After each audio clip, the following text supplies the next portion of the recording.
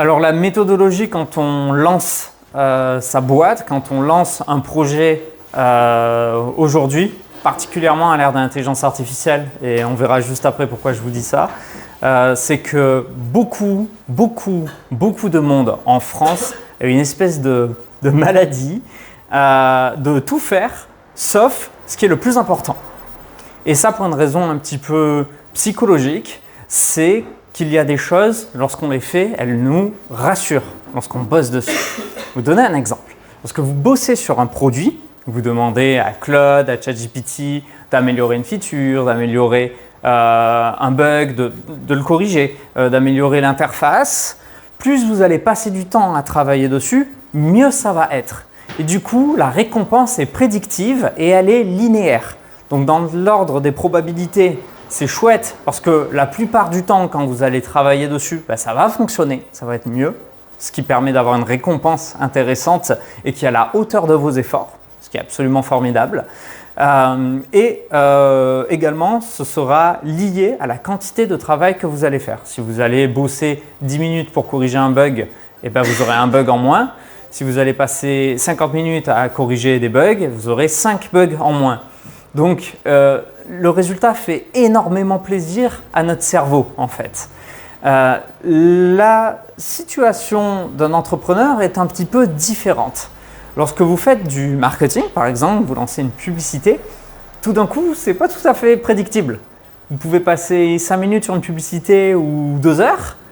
On ne sait pas si elle va vraiment fonctionner ou si elle ne va pas fonctionner et vous allez peut-être dépenser votre argent et vous allez le balancer par la fenêtre parce que votre créa elle est pourrie ou votre ciblage il est mal foutu. Donc trouver des clients tout d'un coup c'est très différent. On ferme le PC, on doit appeler des gens, on doit aller chercher du monde, on doit lancer une publicité et tout d'un coup les résultats ils ne suivent pas les efforts que l'on met en place. Donc non seulement c'est plus linéaire et parfois quelqu'un à côté va trouver quelque chose qui fonctionne super bien, avoir des résultats extraordinaires en mettant moins d'efforts que vous. Donc, c'est même pas juste et c'est même pas méritocratique. C'est terrible.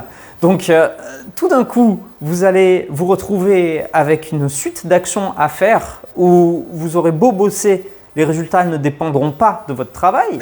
Et surtout, la quantité de résultats ne sera pas liée à la quantité d'efforts que vous allez mettre dedans. Donc, vous passez d'un univers prédictible, rassurant, où vous êtes tranquillement en train de créer des features et créer un produit, et tout d'un coup vous vous retrouvez dans cette espèce de casino chaotique, imprévisible, qu'est le marché. Et du coup on n'a pas envie d'y aller. Voilà. Ça nous dégoûte, ça nous rebute, c'est terrifiant à l'idée là-dedans, et alors se concentrer sur son produit, ça c'est rassurant, ça c'est chouette. Alors, vous avez 2 choses que vous allez faire globalement sur votre produit et qui n'ont jamais été touchées par l'intelligence artificielle ni touchées par Internet. C'est la marque et le produit. Votre brand, c'est votre choix. C'est vous qui décidez quoi faire. Même si vous faites avec ChatGPT, vous pouvez dire j'aime pas le logo, il m'en faut un autre. Si vous faites votre créa sur Xfield, vous pouvez dire ou que vous travaillez avec Canva, etc. Vous pouvez décider j'ai envie de voir ça ou je trouve que ça ne va pas parler à ma cible, il faudrait changer ceci, il faudrait changer cela. Donc, c'est des choses sur lesquelles on a besoin de votre input au niveau de la brand. Le produit également, il dépend de vos idées, des problématiques que vous rencontrez, que vous détectez, que vous lisez à la suite de discussions ou à la suite d'un problème plus personnel que vous rencontrez ou parfois vient directement de votre amour pour un métier. Vous aimez faire le chocolat et vous vous dites si je vendais des œufs en chocolat.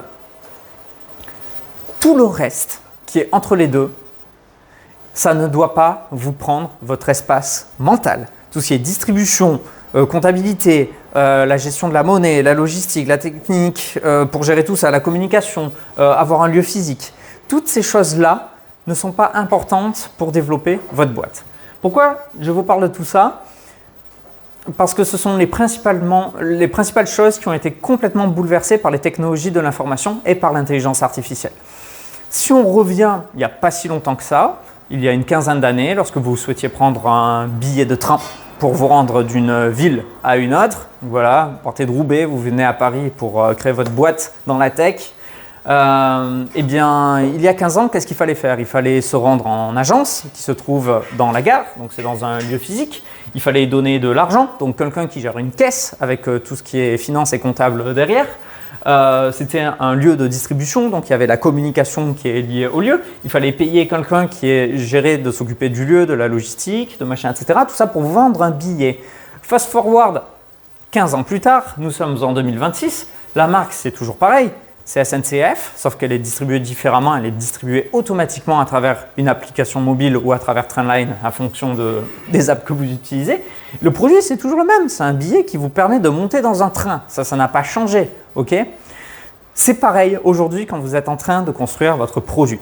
Il y a beaucoup d'entrepreneurs français qui sont dans ce centre prédictible et qui adorent travailler sur la communication, que ce soit joli, que la technique se soit bien fait, que la logistique se soit bien gérée, etc. De faire en sorte qu'on puisse également encaisser les personnes en utilisant telle solution parce qu'elle est mieux que Stripe. Tout ça, ce sont des détails et ça n'apporte pas de valeur à la hauteur que ce que peut vous apporter la marque et le produit. Donc ce que je vous propose pendant ces 10 jours, déjà, c'est de vous focus sur le produit et la brand. OK? Et tout le reste, déléguer. Utilisez des outils, payez 20 € par mois, passez par un comptable, utilisez d'autres personnes dont c'est le métier, dont c'est le service, payez ces gens-là pour faire ça.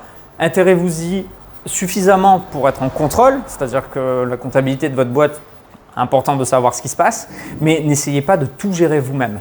Par exemple, je peux vous donner un exemple. Il y avait une startup dont je tairai le nom qui était à Montpellier. C'est une copine qui depuis a arrêté sa boîte il y a quelques années, mais qui m'avait partagé en 2019 qu'elle avait essayé de faire les fiches de paye pour ses salariés elle-même. Et ça lui a coûté à peu près 4 mois de travail.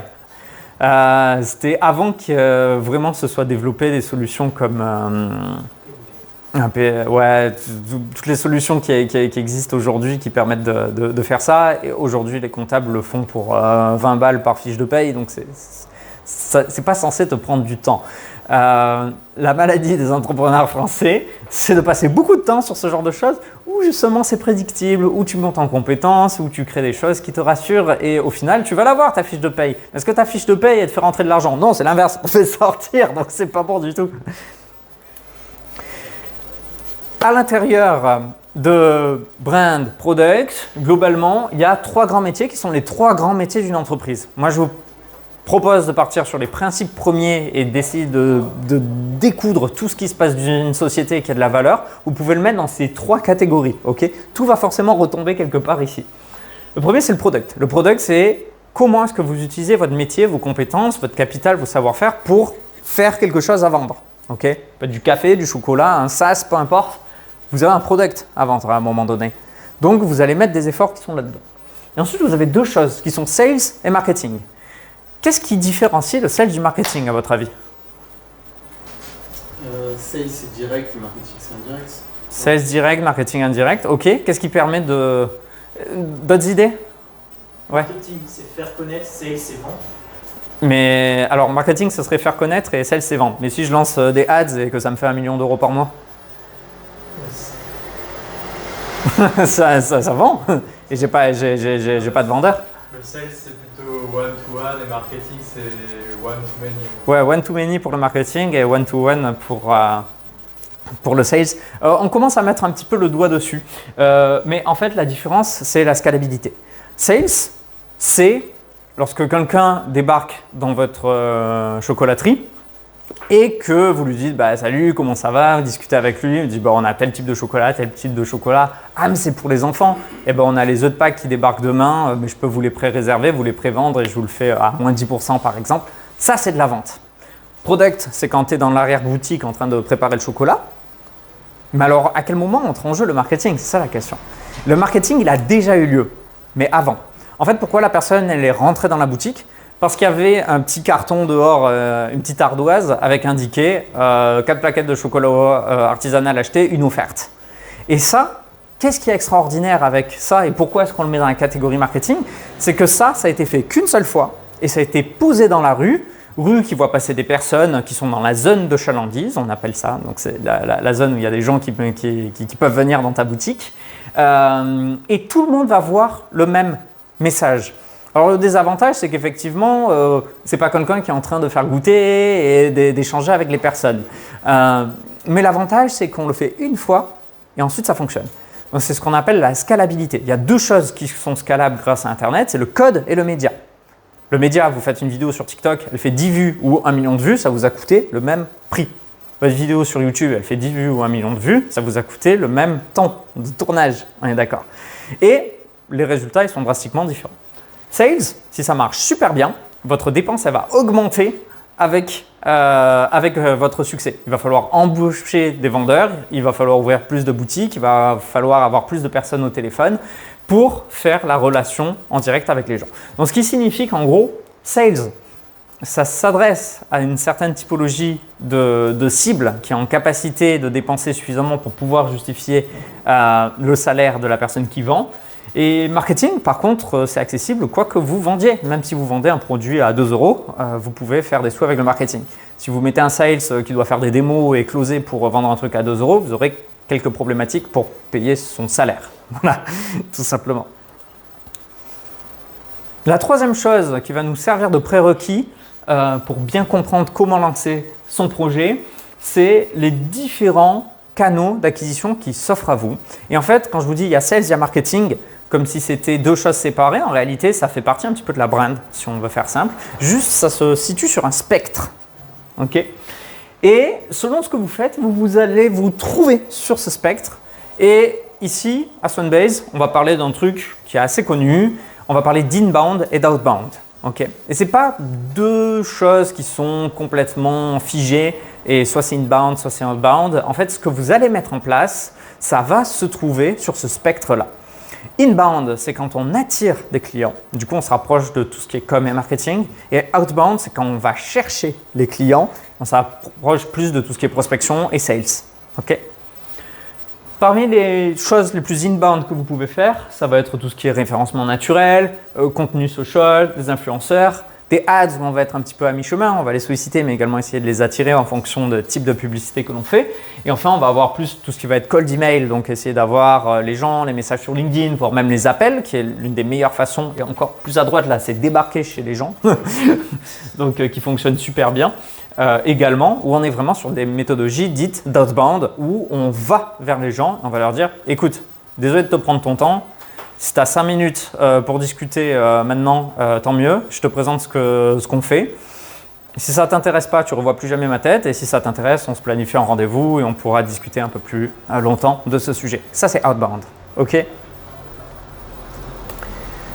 Ces trois socles, du coup, qu'on résume, inbound, outbound, les métiers et sur quoi est-ce qu'il faut se focus, le plus important, là où il y a de la valeur, ça va nous servir de base à comprendre l'une des méthodologies startup qui est les plus théorisées, les plus célèbres, qui s'appelle le Lean Startup, qui est théorisé par ce monsieur qui s'appelle Eric Ries, dont je vous parlerai très vite. Et ça fait vraiment partie de la culture moderne de la tech américaine qui nous vient de la Silicon Valley, mais qui en réalité n'a pas du tout été découvert là-bas ni inventé là-bas. On aura l'occasion d'en discuter un petit peu plus tard, mais qui nous permet globalement de remettre la pratique au centre de la théorie. Parce que pendant longtemps, la technologie a été un petit peu le centre d'un monde très théorique. C'est-à-dire que pour faire de la technologie, il fallait être intelligent, il fallait faire des études, il fallait être un doctorant. Et si on est doctorant, on est expert de quelque chose. Et du coup, si on veut apprendre quelque chose, il faut aller voir un enseignant-chercheur qui va nous donner la théorie. Tout ceci, vous pouvez globalement le mettre à la poubelle. Et le Lean Startup le remet complètement en question en remettant quelque chose de beaucoup plus pragmatique au centre de la discussion. Ce qui est important à comprendre avec cette méthode, c'est que de par l'action, on crée la connaissance et que c'est par la pratique que l'on est en capacité de créer des nouvelles choses. Il existe un auteur qui s'appelle Nassim Nicolas Taleb, qui a écrit toute une série de livres dans une série qui s'appelle Incerto. Et il aborde dans l'un de ses livres les plus célèbres qui s'appelle Antifragile, plusieurs exemples de choses absolument extraordinaires qui ont été inventées, que l'on avait tendance à attribuer à l'univers de la recherche, mais qui en réalité viennent du monde de la pratique.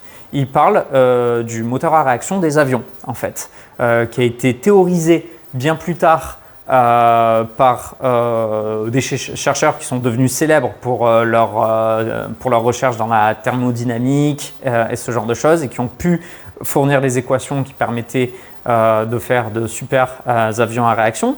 Mais ce moteur-là, en fait, a été inventé par des techniciens et des ingénieurs qui se donnaient les heuristiques, c'est-à-dire le savoir-faire, de pratiquants à apprentis, et qui donnaient des coups de marteau, qui essayaient d'améliorer comment est tordu la tôle, comment est-ce qu'il faut la mettre, quelle puissance il faut mettre, comment est-ce que ça peut fonctionner. Et ça a été inventé principalement par des faiseurs dans des ateliers d'ingénierie et dans des entreprises. Et ce n'est que plus tard, par l'observation de tout ça, que ça a été théorisé derrière. Donc ce que vous devez comprendre lorsque vous faites de l'innovation, que vous créez un produit qui n'existe pas, c'est ça que vous êtes en train de faire, vous êtes en train de créer quelque chose de nouveau, vous ne pouvez pas l'apprendre seulement et uniquement dans les livres et l'apprendre uniquement sur des projets open source sur GitHub ou les apprendre uniquement auprès des chercheurs qui sont à la pointe et à la frontière de la connaissance en fait. Vous pouvez vous appuyer dessus, mais vous êtes obligé de cartographier vous-même quelle est la nouvelle chose que vous êtes en train de créer. Okay ? Donc Eric Ries était étudiant à Yale. Il décide à 19 ans de créer une start-up pour laquelle il lève des fonds et sur laquelle il va cramer entre 300 et 600 000 $. Donc on est à la fin des années 90. Sa boîte va exploser en plein vol. Elle s'appelle Catalyst Recruiting. Il va mettre à peu près 6 mois avant de sortir son produit sur lequel il aura englouté quelques centaines de milliers d'euros de dollars. Et une fois qu'il aura sorti son produit, il va se rendre compte que tout le monde s'en fout. Tout le monde s'en fout. Et là, il va se dire, c'est dommage, j'aurais pu sauver de l'argent et gagner du temps, j'aurais pu continuer mes études ou bosser dans un endroit super intéressant. Et à la place, il avait complètement perdu son temps. Il a souffert d'un truc qui est assez célèbre en théorie du management, c'est qui s'appelle l'effet tunnel. Alors c'est quoi l'effet tunnel? C'est quelque chose qui est assez connu dans les boîtes qui font du service, les boîtes de service. C'est quand vous avez un client qui vient, voilà, j'ai besoin d'un CRM sur mesure, d'un produit, machin, etc. On fait ce qu'on appelle un cahier des charges, qui est une bonne pratique. On fait la grosse liste de tout ce dont on a besoin. Et ensuite, on donne ça à l'équipe de dev. Et l'équipe de dev prend le cahier des charges et part dans un tunnel. C'est-à-dire qu'il va créer ce qui est indiqué qu'il faut créer, tout simplement, étape par étape. Le problème, c'est que 6 mois plus tard, quand ils sortent du tunnel et qu'ils ont le produit qui vient de sortir, il y a des erreurs dans le cahier des charges. Le produit, c'est sa première version, donc il n'a jamais été testé par des personnes. On ne sait pas concrètement si c'est utile et surtout, parfois, on a un petit problème. On ne sait pas carrément si il y a eu des erreurs dans la création du produit, quoi. Et du coup, il se retrouve avec son produit parfaitement inutile, dont personne ne veut, et qui, malgré tout, vous a coûté un gros investissement. Donc, il a tellement été traumatisé par ça qu'il a créé un best-seller. Donc, comme quoi, il y a une part de vrai dans le fait que les artistes et les écrivains sont tous des déprimés, ont tous vécu des traumas. Donc ça, c'était son trauma personnel. Le bouquin, il est épais comme ça. Et il a théorisé quelque chose d'assez sympa qui s'inspire de ce que l'on appelle les méthodologies agiles. Et globalement, si vous devez retenir un truc, c'est qu'il a dépassé la question de est-ce que ce produit peut être créé, qui était régulièrement la question que les gens se posaient, et c'est plutôt demander est-ce que le produit devrait être créé. Dans 95% des cas, c'est une meilleure question à se poser plutôt que est-ce que ce produit peut être créé. Alors, je vais vous parler très rapidement de méthodologie pour avancer. Globalement, à la base, lorsque vous avez une problématique que vous rencontrez et qu'il faut vendre quelque chose, vous allez suivre ce que l'on appelle un cycle en cascade. Et ça, c'est le cycle que vous retrouvez 90% du temps partout où vous allez. Ça va être une phase d'analyse, spécification, vous allez dire il faut faire ça, vous allez concevoir quelque chose, vous allez implémenter, le rajouter sur votre produit, vous allez faire des tests, vous assurer que ça fonctionne bien, et ensuite vous allez le déployer en production. Et c'est ce qui paraît être le plus évident à faire finalement pour démarrer. Ça, c'est ce que vous faites en réalité, peu importe où que vous alliez. Si vous allez commander une pizza, c'est exactement ce qui se passe. Vous allez analyser la carte, vous allez spécifier votre demande et demander sont les olives, parce que vous n'aimez pas les olives, j'en sais rien. Il va y avoir une phase de conception en cuisine. Il va implémenter four, prêt, hop, dans la boîte.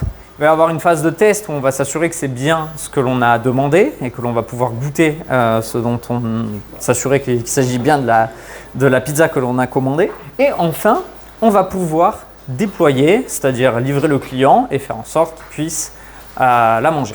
La problématique de cette technique, c'est qu'elle fonctionne seulement si vous connaissez en tant qu'entrepreneur le problème et que vous connaissez la solution. Alors évidemment, dans une pizzeria, vous connaissez le problème du mec qui rentre dedans. Globalement, il n'est pas là pour vous commander des sushis ou un CRM. Il est là parce qu'il a besoin de manger une pizza. Donc le problème, c'est réglé. La solution, techniquement, si vous êtes pizzaiolo et que vous n'avez pas atterri là par hasard, vous savez la faire, la pizza. Ce n'est pas votre cas ce soir. Enfin, ce soir, je dis ce soir, mais c'est le matin, excusez-moi. Alors, ce n'est pas du tout votre cas. Si vous connaissiez le problème, en réalité, vous auriez déjà 10 000 personnes sur votre waitlist et vos téléphones sont en train de sonner parce qu'il y a des personnes qui vous demanderaient, que vous harcèleraient, quand est-ce que tu le résous? J'ai vraiment besoin que tu résolves mon problème. Personne? Bon, ben impeccable, donc vous ne connaissez pas le problème. Et si vous connaissiez la solution, vous auriez déjà ce qu'on appelle un product market fit. Et vous auriez actuellement une croissance qui vous pousserait de vos premiers 100 000 € de chiffre d'affaires vers votre premier million. Et ça, dans un espace de temps assez réduit, globalement de 2 à 6 mois, en fonction du type de cible que vous arrivez à développer. Donc, en fait, on n'est pas dans ce cas du pizzaiolo. Et si vous prétendez connaître le problème et connaître la solution pour de vrai, je vous encouragerai à mettre vos idées tout de suite à la poubelle pour remplacer par une nouvelle méthodologie.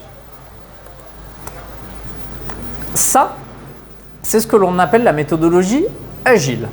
L'agilité, elle vient apporter ce que l'on appelle des sprints. Et en fait, ça ressemble au cycle en cascade que l'on a vu, sauf que cette fois-ci, on va s'arrêter et déployer une première partie pour la mettre en prod et faire en sorte que les gens, le mandataire, la personne qui a demandé de faire le produit, puisse le tester et l'utiliser. Ce qui nous permet de créer ce qu'on appelle un backlog. Un backlog, c'est une suite de features que l'on souhaite développer, de se dire en premier, il faudrait celle-ci, en deuxième, celle-ci, en troisième, celle-ci. Pour l'entrepreneur, c'est ce qu'on appelle une roadmap. Et on va pouvoir déployer au fur et à mesure les features qui sont les plus importantes et surtout prendre en compte le feedback des gens pour pouvoir améliorer et itérer, c'est-à-dire au lieu de tout faire d'un coup, avancer étape par étape. Et ça, c'est super génial si vous connaissez le problème et que vous ne connaissez pas la solution. Et là, vous allez me dire, mais c'est quoi cette solution? On connaît le problème, mais on ne connaît pas la solution. Eh bien, vous la retrouvez dans tout ce qui est du sur-mesure. Si vous vendez un service, vous avez une agence, vous sentez un site web, vous savez bien que le mec qui vous appelle, il veut un site web. Donc le problème, c'est bon, c'est validé. Vous avez des gens tous les jours, ils prennent rendez-vous avec vous, ils disent voilà, j'ai besoin d'un site web. Mais ce que vous ne connaissez pas, c'est quel site web vous allez créer exactement. Ça, c'est problématique.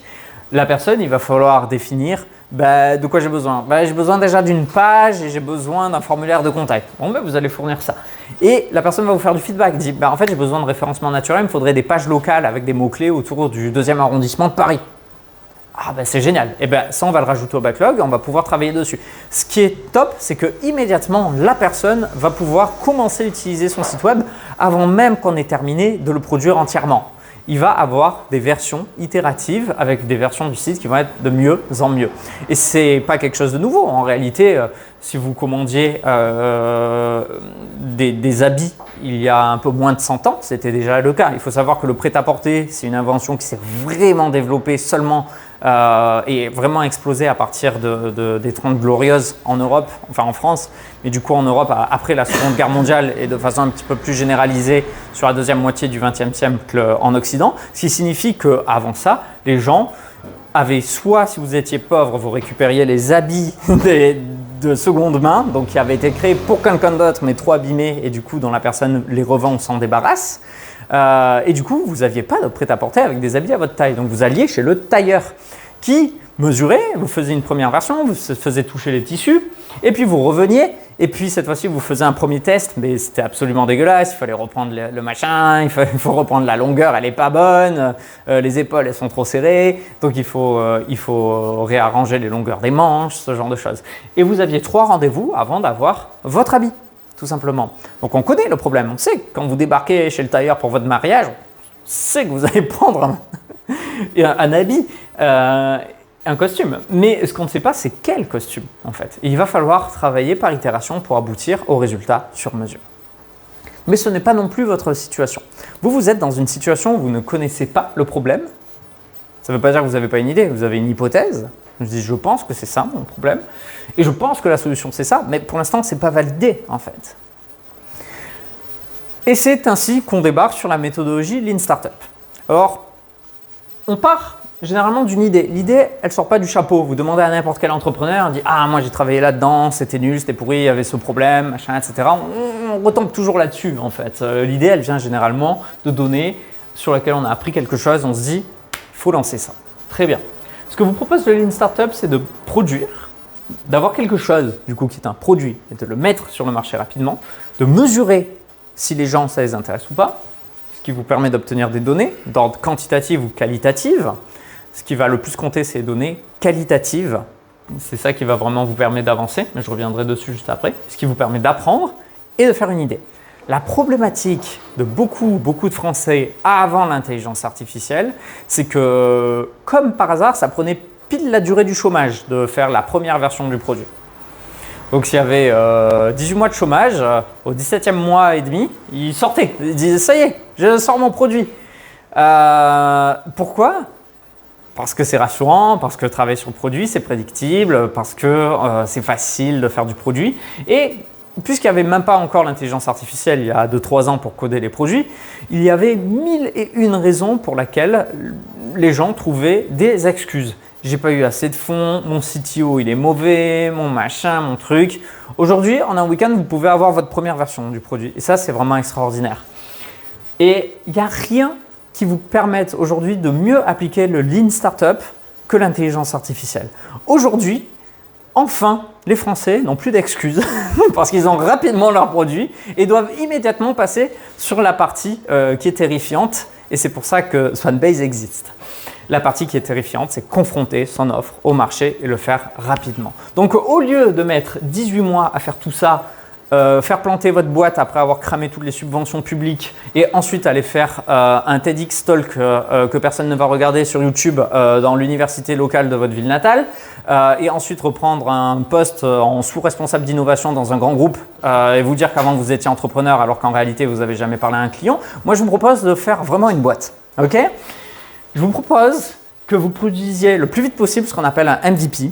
Et que vous le mettiez sur le marché pour mesurer. Mesurer quoi ? Mesurer de la donnée qualitative. Alors c'est quoi quantitative ? C'était la grande mode avant et peut-être qu'on vous en a parlé.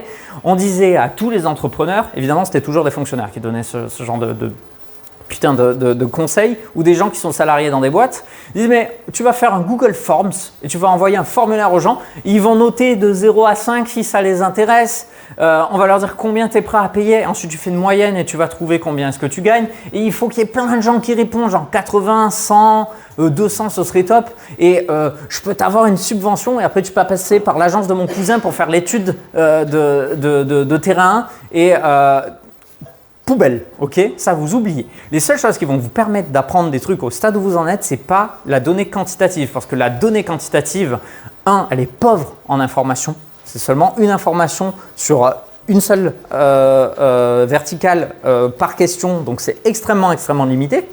Vous en apprenez rien. Et surtout, elle n'est pas statistiquement significative, à moins que vous demandiez à 10 000 ou 20 000 personnes. Sur des échantillons représentatifs de votre cible. Autant dire que c'est l'enfer. Et en plus, vous apprenez rien. Donc, ce n'est pas fait pour vous. C'est fait pour Carrefour qui doit peut-être lancer un nouveau produit. C'est fait pour McDonald's qui va lancer à nouveau pour la 8e fois le McBaguette dans un an. C'est fait pour ces gens-là. Ce n'est pas fait pour vous. Je ne veux pas vous voir faire de formulaire quantitatif, vous demander si c'est une bonne idée ou quoi que ce soit. Vous allez faire ce qu'on appelle de l'étude qualitative, c'est-à-dire tout simplement parler à votre cible, lui faire tester votre produit et vous allez regarder comment est-ce que la personne l'utilise et ce qu'elle vous dit. Et en 2 rendez-vous, vous en apprendrez plus qu'une étude quantitative sur 20 000 personnes qui ont rempli un formulaire à ne plus savoir quoi en faire. Ok ? Donc, extrêmement important, faites tester votre produit, parlez à vos utilisateurs, ayez des discussions, posez-leur des questions, faites des tests. Faites des rendez-vous clients, prospectez, vous allez avoir tellement plus d'éléments, ce sera tellement plus riche que les réponses dans un formulaire, ce n'est même pas comparable. Ok ? Et c'est comme ça que vous obtiendrez des données qui vous permettent d'apprendre et de changer et de faire évoluer votre idée. Votre idée, il faut qu'elle puisse pivoter. Il faut savoir un truc que beaucoup de personnes ignorent, c'est que quasiment toutes les grosses boîtes tech qui existent, lorsqu'elles se sont lancées, ce n'était pas l'idée d'origine, le produit que vous avez. Que vous regardiez même des boîtes françaises ou des boîtes américaines ou des très grosses boîtes, ce n'est jamais ça. Par exemple, YouTube, il y a très très peu de personnes qui savent ça, mais YouTube à la base, c'était un site de hot or not vidéo, donc c'était un site de rencontre pendant 3 semaines. Ce n'était pas un site d'hébergement de vidéos tel qu'on le connaît comme ça. Si vous voulez un autre exemple, Slack, qui est la plateforme qui permet de communiquer et d'envoyer des messages en entreprise, etc., qui est leader sur ce sujet-là de la messagerie d'entreprise dans le monde. Slack, à la base, c'est un jeu en ligne. C'est un MMORPG. Okay ? Et si vous voulez des exemples de boîtes françaises dans la tech, vous avez Wallaxy par exemple, qui est le leader pour la prospection sur LinkedIn, qui vous permet de trouver vos investisseurs ou vos clients sur LinkedIn. À la base, c'est une application de gestion pour les managers de camping dans le sud de la France. Ok ? Voilà. Donc, votre idée, elle n'est pas importante. Et un truc que les gens ne comprennent pas aussi sur comment est-ce qu'on sélectionne les boîtes chez Swanbase, ils disent « Ah, est-ce qu'il faut quel genre d'idée ?» L'idée, c'est la chose qui est le moins important. Et d'ailleurs, il y a une célèbre conférence TED par un chercheur qui a observé quelles sont les causes de succès. Et l'idée n'est pas en haut de la liste, globalement. En premier, c'est le timing. En deuxième, c'est la qualité de l'équipe. Donc, c'est pour ça que la meilleure chose que vous puissiez faire, c'est être de bons entrepreneurs, de bons techniciens et des personnes qui produisent quelque chose d'extraordinaire. Si une image à garder en tête, c'est celle-là. N'essayez pas de me dire « j'ai pas assez d'argent pour construire le barbecue, etc. » Faites avec ce que vous avez à disposition et voyez si ça intéresse les gens. Si vous arrivez à mettre des copains autour de ça et que tout le monde se régale et à passer un bon moment, vous avez réussi. Vous avez réussi à faire un pas dans la direction dans laquelle vous souhaitez aller. Ok ? Pour produire ce fameux MVP, donc Minimum Viable Product, produit rapide que vous pouvez lancer en moins de 10 jours. Déjà, partez en tête que ce n'est pas une V1, c'est moins que ça. C'est pas ça y est, on lance V1, etc. Vous pouvez lancer autant de fois que vous voulez. D'ailleurs, il y a un conseil qui est donné chez Y Combinator, le plus gros accélérateur du monde à San Francisco, c'est lancer 3 fois pendant le YC, le programme. Donc, vous pouvez lancer autant de fois que vous voulez. Alors, c'est quoi lancer ? Lancer, c'est un post LinkedIn, un post sur X, de la com, des emails. Vous publiez sur Product Hunt, sur Hacker News, sur tous les sites web, Betalist, etc. qui vous permettent de faire ça. Vous faites une belle annonce, vous faites une photo ici et vous annoncez que vous lancez. Vous pouvez lancer autant de fois que vous voulez. Si vous changez la feature principale avec une nouvelle, vous relancez. Si vous changez de cible, purée, c'est plus les experts dans le BTP, en fait, c'est les agences IMO, vous relancez. À chaque fois que vous allez pivoter, vous lancez à nouveau. Ok. N'attendez pas d'avoir une première version parce que dans votre tête, la première version, c'est quelque chose qui doit être bien. N'attendez pas d'avoir quelque chose de pire. 2. Votre MVP il doit permettre de tester des hypothèses. Si vous ne pouvez pas le montrer, l'utiliser ou qu'il ne résout aucun problème, même s'il ne le fait pas très bien, ce n'est pas bon. Lorsqu'on a lancé Takema, la marketplace avec Vincent, de créateur UGC, elle a été faite sur une plateforme qui s'appelle Bubble. Takema était moche, était lent, était chiant, était buggé. Les gens l'utilisaient malgré tout et ils s'en plaignaient.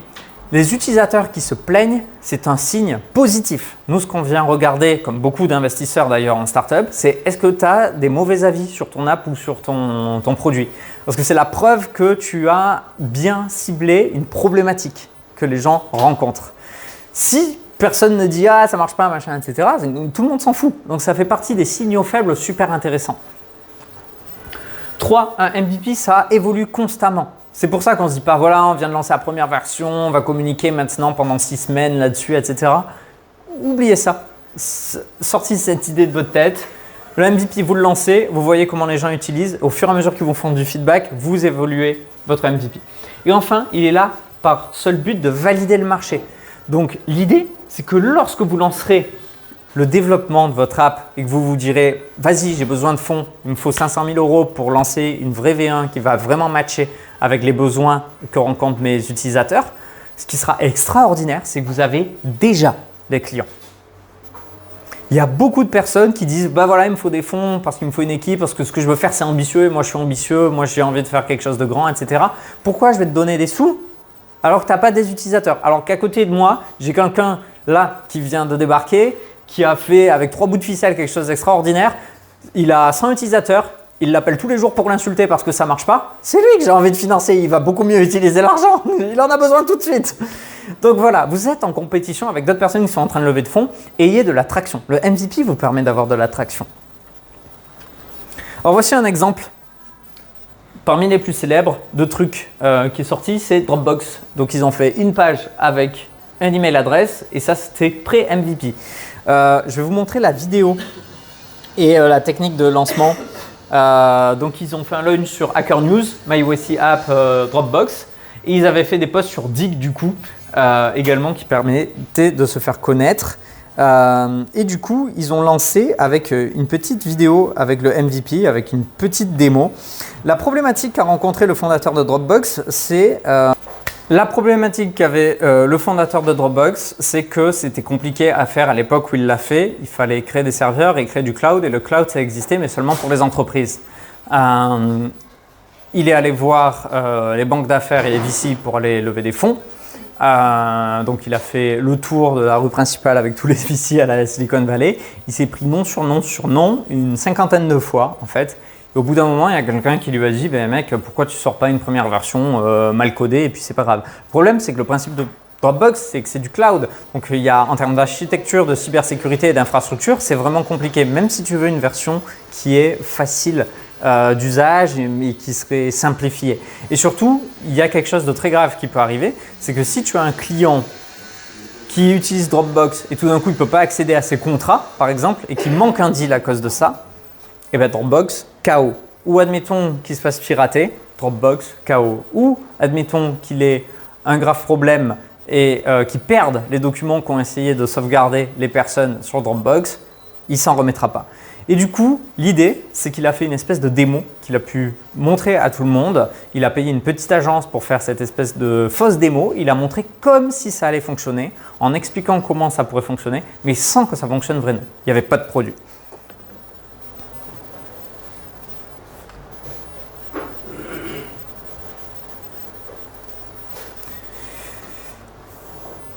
Je sais pas pourquoi il n'y a pas de son.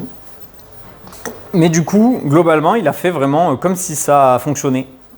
Et tout ça est fake. Il montre du coup qu'il va y avoir ces petites choses qui tournent, les petits icônes, et ensuite que c'est bon.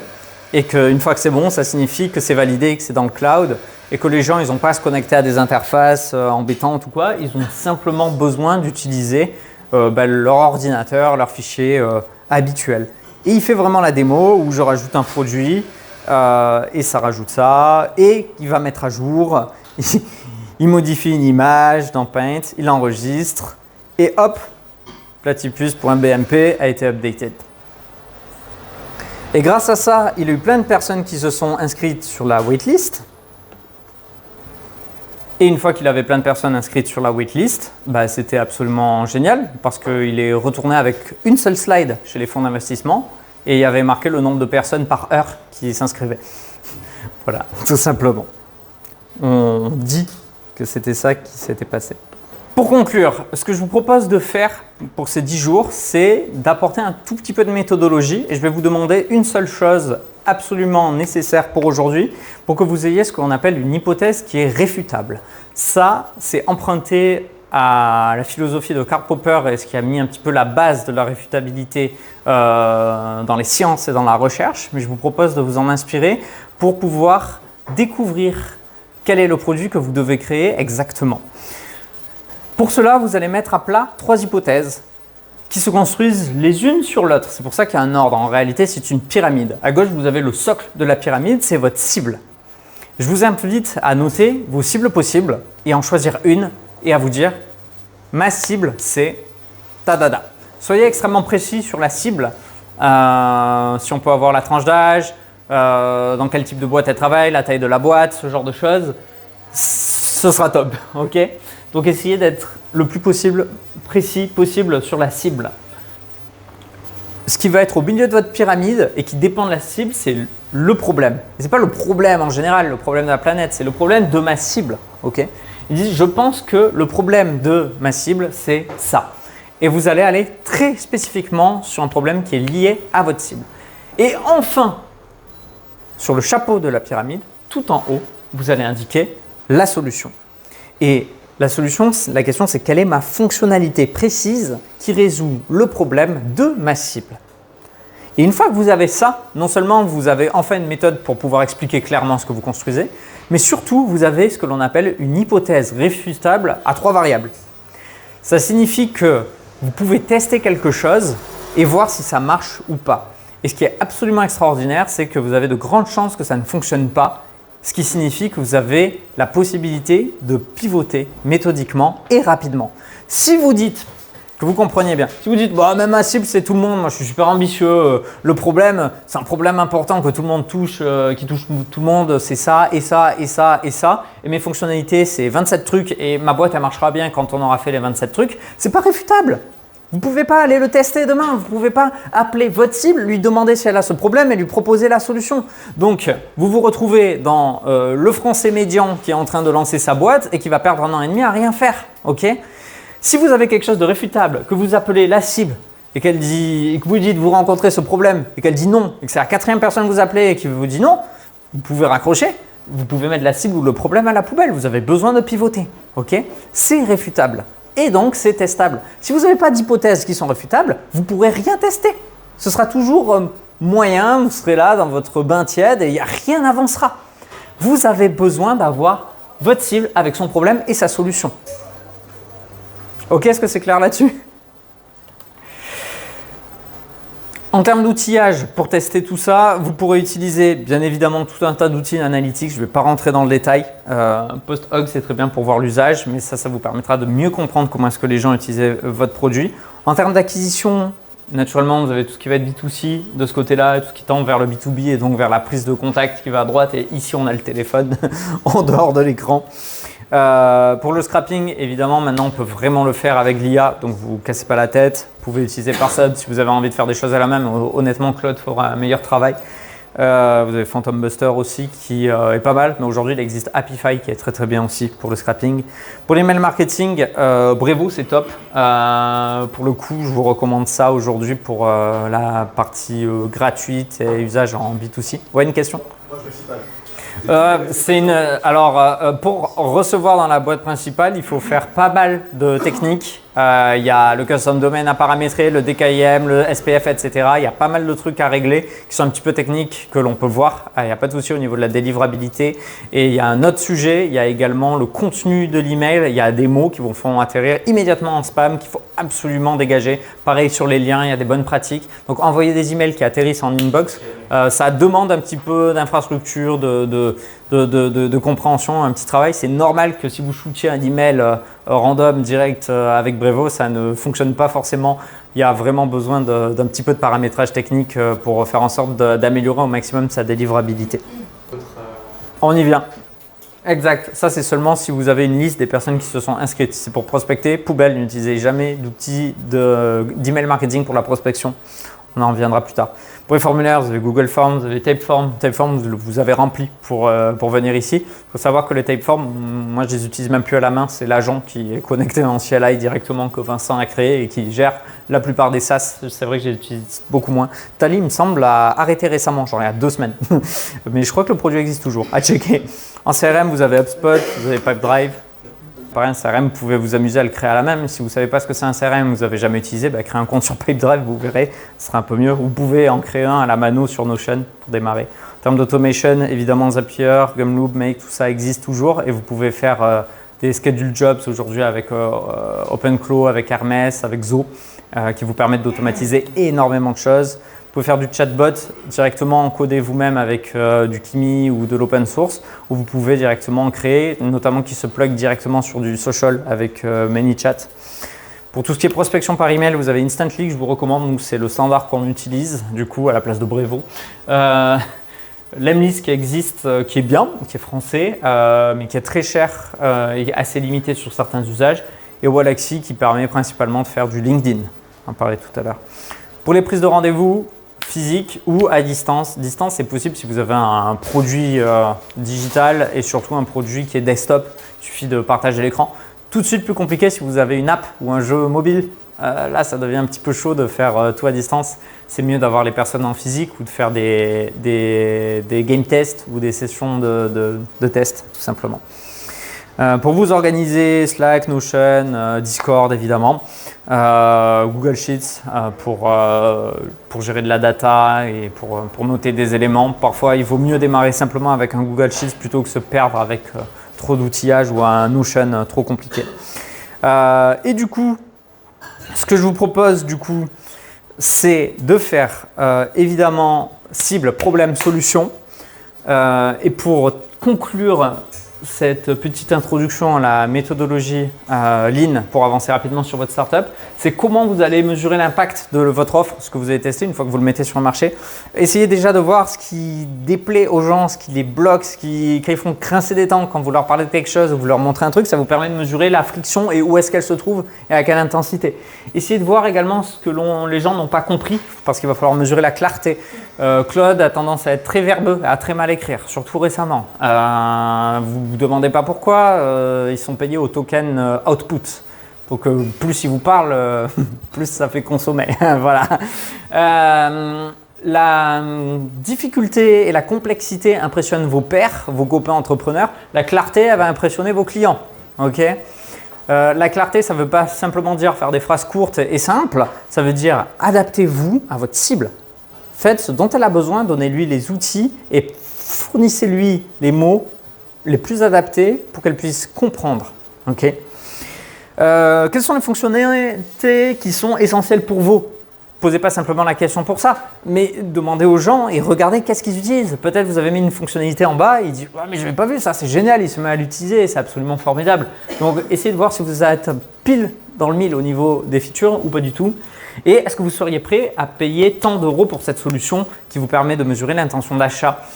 Beaucoup de gens ont tendance à dire combien tu serais prêt à payer pour ça? Est-ce que tu mettrais tant? Ou ouais, non, c'est pas bien, etc. Poubelle. Soit vous demandez directement le pricing que vous avez en tête et vous voyez si ça match. Sinon, au niveau du pricing, je vous partage une petite méthode pour conclure qui est absolument extraordinaire, qui permet de quadriller votre fourchette de prix potentielle réelle. Ce sont 4 questions que vous pouvez poser aux questions. La première, c'est quel prix serait tellement bas que vous douteriez de la qualité? Ça, c'est le prix bas que vous ne pouvez pas passer en dessous parce que les gens vont se dire c'est bizarre. Globalement, sur le pricing, c'est vraiment moins cher que les concurrents. Je vais me dire c'est de la merde, quoi. La deuxième question, c'est à quel prix vous considéreriez que c'est une bonne affaire? Là, pour moi, c'est votre seuil. C'est là où vous pouvez démarrer à vendre des choses. À quel prix ça commencerait à être un peu trop cher pour vous? Ce que j'appellerais le plafond. C'est là à partir duquel vous êtes sur du premium. Et enfin, à quel prix cela serait vraiment trop cher pour vous? Vous n'achèteriez pas. Et là, vous avez un petit peu votre prix maximal sur lequel vous pouvez mettre votre pricing. Et si vous placez du coup ces différents pricing sur une petite matrice, ça vous permet de bloquer la zone sur laquelle vous êtes prêt à pricer et ça vous apprend beaucoup plus de choses que de demander à quel point tu serais prêt à payer. Voilà, qui est une question un petit peu bête, qui ne vous apprend pas grand-chose. Je vous laisse. Une chose à bien garder en tête et je vais vous laisser cette slide pour que vous la gardiez bien sous les yeux. Je veux que vous veniez me partager en début d'après-midi ou le plus tôt possible, là, en fin de matinée si vous avez ça, votre cible, votre problème, votre solution. Ça va vous permettre pendant 10 jours de vraiment construire des choses de façon méthodique et surtout réfutable. Vous ne pourrez pas dire « Ah, j'ai pas encore appelé ma cible parce que machin, etc. » C'est elle la cible. Et vous savez exactement qui c'est. C'est tout bon? Question? Ouais, est-ce que tu penses que les gens savent ce qui est un peu trop cher pour eux, justement ce quadrillage avec ta montre à la fin? Ouais. Ils savent ce qui est un peu trop cher et vraiment trop cher et c'est un truc. Ouais, c'est eux qui ont le porte-monnaie. Quand vous créez un produit, il faut que la personne tienne moins à son argent qu'à ce que vous êtes en train de créer. Donc naturellement, on ne peut pas juste contenter d'une personne. Mais si tu demandes à 4 ou 5 personnes, tu vas attirer tellement d'informations que ça va te permettre de mieux être en capacité de mettre ton pricing. Mais la meilleure façon de tester un pricing, c'est de mettre le prix et de voir si les gens achètent, hein, évidemment. Mais ça te permet de un peu mieux facilement pouvoir savoir à quel pricing te mettre si tu n'as vraiment aucune idée. Sinon, si vous voulez une technique, moi je suis de l'école de c'est quoi mon seuil de rentabilité. Je mets mon pricing là, si personne ne l'achète, je suis foutu. Voilà. Après, je peux tenter de multiplier par 2, voir si les gens continuent à acheter ou si les gens achètent plus. Mais c'est beaucoup plus simple d'augmenter un prix que de le baisser dans une boîte. Beaucoup de gens ont ce réflexe un peu de consommateur de ben non, mais cher, et puis si c'est moins cher, tout le monde sera content. Mais moins cher, personne ne sera content. Admettons que tu aies levé des fonds, que ta boîte elle commence à fonctionner, tu fais un petit 2 millions d'euros de chiffre d'affaires. Et accidentellement, tu te rends compte qu'en baissant de 30% ton prix, les gens achètent beaucoup, beaucoup plus. Et tu fais vraiment de la croissance de dingue. Tu te dis, oh, il faut que je renégocie avec mes fournisseurs, il faut que je change mon modèle d'IA, il faut que je vire telle personne et telle personne parce qu'on n'a plus l'argent pour les payer, pour les marges, il faudrait que je réduise les primes de mes sales. Tu retournes dans ta boîte, tu annonces tout ça, tu te fais trancher la gorge par toute ton équipe, ça va foutre une ambiance terrible et c'est très très compliqué à manager. Alors que d'augmenter de 30% un prix et voir que les gens continuent à acheter et que ça fonctionne bien, tout le monde va être content. Toi, tu as augmenté, on a débloqué tel budget, on va recruter et tout le monde est super content. Donc c'est beaucoup plus simple d'augmenter un prix que de le baisser. Ouais. Justement, sur ces 3 hypothèses, ouais. Admettons, voilà, je définis ma cible, je définis mon problème et ma solution. Ouais.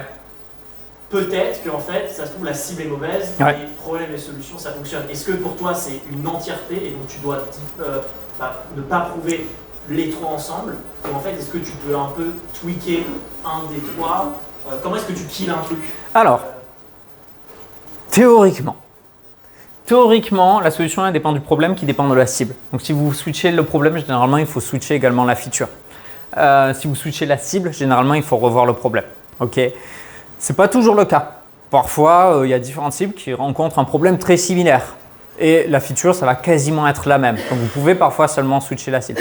Mais généralement, ce qui se passe, dès qu'on switch la cible, on n'est pas sur les mêmes mots, on n'est pas tout à fait sur la même nomination des catégories de problèmes. Et du coup, il va falloir un petit peu réadapter tout ça. Mais le plus simple à changer, c'est la feature. Plus compliqué à changer, c'est le problème parce qu'il va falloir réadapter un petit peu la feature ou revoir un petit peu le produit, le wording, l'UX ou pas mal de choses. Et la cible, ça remet tout en question, en théorie. Peut-être vous allez me dire « Ah, mais j'ai plusieurs hypothèses de cible. » Notez-les et choisissez celle que vous avez envie de faire. Si vous n'êtes pas sûr, vous hésitez entre deux, vous venez me voir, on en discute. On est très loin d'avoir la science infuse, mais si vous avez besoin d'un point de vue en plus, on pourra vous le partager.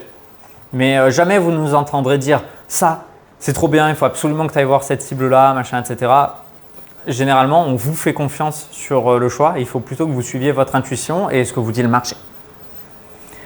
Ne suivez jamais les conseils des gens. Voilà, globalement.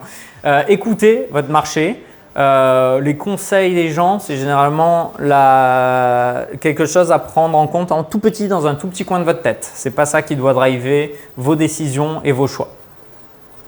Sinon, vous le regretterez. Voilà. Et bon boulot. Merci.